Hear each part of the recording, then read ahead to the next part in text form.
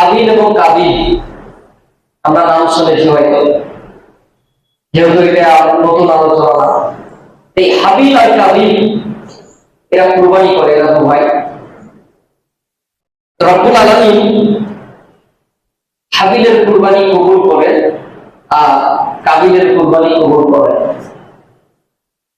ভাইরা আমার, যখন রব্বুল আলামিন হাবিলের কুরবানি কবুল করলেন আর কাবিলের কুরবানি কবুল করলেন না, তখন কাবিলের ভিতরে এমন একটা হিংসা চলে আসলো যে হাবিলের বিরুদ্ধে সে ষড়যন্ত্র শুরু করলো।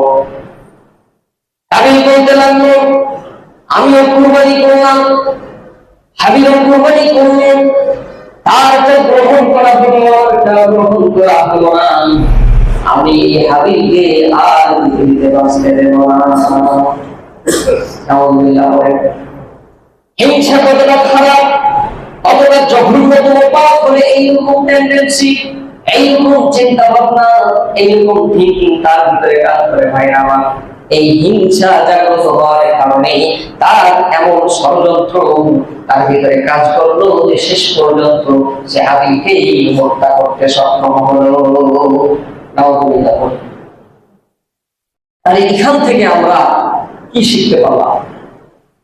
আমাদের শিক্ষা কি? আমাদের শিক্ষা এখান থেকে এটা যে হিংসা এমন পাপ, এত জঘন্যতম পাপ, যে হিংসা যদি কেউ করে, কারো ভিতরে কারো প্রতি হিংসা যদি জাগ্রত হয়, তো তার বিরুদ্ধে সে এমন ষড়যন্ত্র করবে, এমন ভাবে। ফ্যানগুলো বন্ধ না করলে তো হবে না, কারেন্ট তো চলে গেছে। ফ্যান বন্ধ করেন, লাইট বন্ধ করেন। এমন ভাবে ষড়যন্ত্র সে শুরু করবে তার বিরুদ্ধে যে তাকে শেষ পর্যন্ত হত্যা করবে।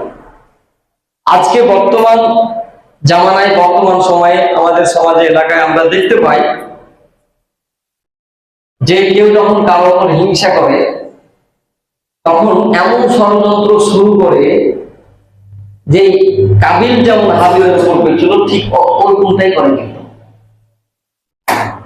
ওভাবেই কিন্তু হত্যা করে। আজকে দেখেন, একদল অন্যায় করে আর এক দলের উপর কিন্তু চাপিয়ে দেয়, এটা একটা হিংসে। আবার ওই অন্যায় করে আবার এর উপর চাপিয়ে দেয়, মানে এই বলে যে আমি সমাজে ভালো থাকবো, আমি ভালো মানুষ, আমি সবকিছু দিব, তুই দিবি কেন? আমি সবকিছু হবো, তুই কেন হতে চাবি? এই যে একটা হিংসা, এই